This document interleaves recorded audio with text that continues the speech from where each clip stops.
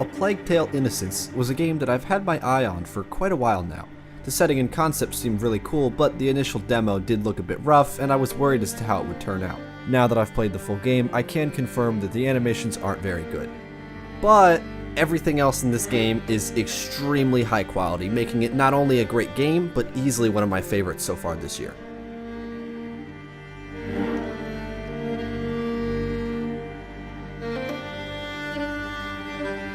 A Plague Tale: Innocence is a story-driven game set in 1349 France during the Plague. You play as Amicia de Rune, and you are tasked with saving yourself and your gravely ill younger brother, while avoiding both the Inquisition who is hunting you and the devastating swarms of rats that have infested the world. After a brief intro that sets up the premise of the game, you are thrown into this terrible, terrible world and are forced to take care of your younger brother Hugo, who you have barely even seen up until this point of your life. See, Hugo has a mysterious illness that has forced your mother to keep him locked inside as she spends hours upon hours trying to manufacture a cure for him. The relationship between Amicia and Hugo is terrific, as Amicia really wants to help him, but she's still only 15 and has never had this much responsibility before, so it's hard for her to grasp the situation. And it makes it even harder when she realizes that Hugo just hasn't been exposed to the world, and his innocence is perfectly portrayed through the writing. He is constantly misinterpreting the horrible things happening around him, and there are several moments where Hugo just gets so happy about what's happening, but us as the adult figure here understand that the situation is not going to turn out the way his young mind thinks. Are we going to feed him? You could say that. Hugo, look away, please. Why? No, Amicia, what are you doing? I'm sorry, Mr. Pig. I'm sorry, Hugo. We have no choice, Hugo. We have to get the rats away. Now, the plot starts with the Inquisition raiding your home, killing off servants and family members left and right as you and your brother are forced to escape. Once you do, you go on a journey to find the cure for your brother's illness, picking up new companions and sneaking past enemies as you do so. The plot also has several supernatural elements to it, and you find the story behind the rats is intertwined with your journey to save your brother. I think the supernatural elements work very well because they aren't too out there and they are visually interesting. I won't go much farther into it because I don't want to spoil anything, but I will say that I think the story is really good. It's equal parts melancholic and disturbing, with the kid's innocence being perfectly juxtaposed by the horrifying things happening around you. The voice acting here is terrific, and I was honestly surprised how good it was. See, the main cast is basically made up of a bunch of kids, and with younger actors it can often be hit or miss. And while there are a few moments that come off a little weird, the majority of this voice acting perfectly captures the emotions that any kid would be going through. This is really great stuff. They're really big. They won't hurt you. What are those noises? Are they sick? They're just clearing their noses. Come on, we have to go. My only real quarrel with the story would be that it doesn't quite end as strongly as it could. That's not to say it's a bad ending, I just think it could have been a bit stronger. Overall, really good story and fantastic performances from the cast of young voice actors.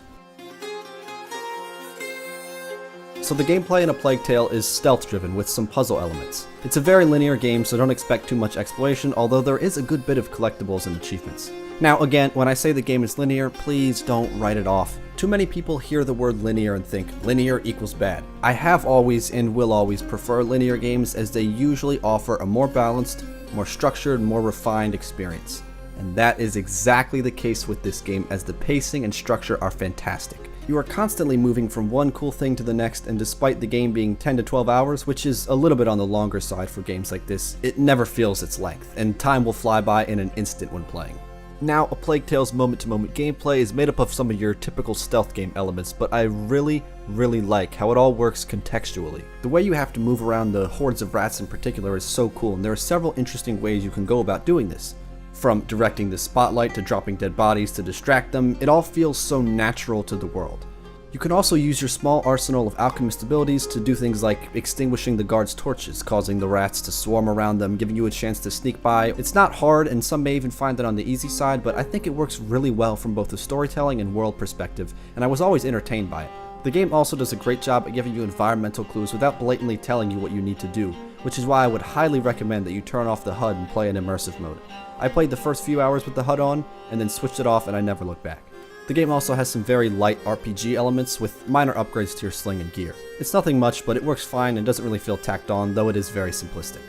I should also mention that this game is definitely a bit tense at times, as the stealth gameplay is pretty tightly woven, making sure you always feel like you're a second away from getting spotted. The guards are not only perceptive, as they can hear the crack of your sling if you haven't upgraded it or see you from pretty far, but they will also kill you in one hit. So this is not something where you can just brute force your way through. You actually have to play it stealthily. That being said, there are a few straight up combat and boss encounters, and while they are few and far between, they're pretty decent. It's nothing to write home about, but I think it works for what it is.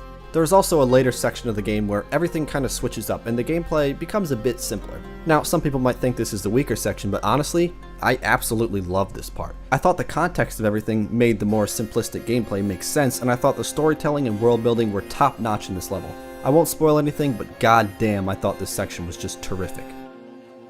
The last thing that I liked about the gameplay was how your companions functioned. They all have their own unique abilities, and that gives them a reason to be on your team. They don't just feel like useless weight tagging along, they're actually involved both narratively and gameplay wise. So yeah, overall, this game is full of relatively simple but really entertaining stealth gameplay that works incredibly well with the world.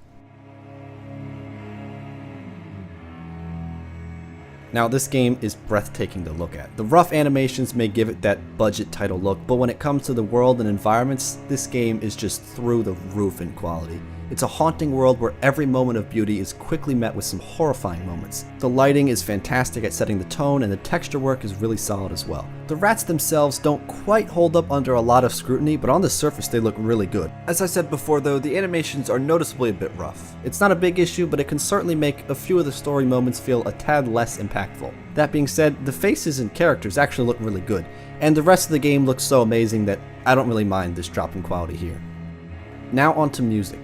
The soundtrack for this game is composed by Olivier de Rivera, and I hope I said that somewhat right, because this guy is a legend, and he also composed the Vampire soundtrack, which some of you may remember was my favorite music of 2018.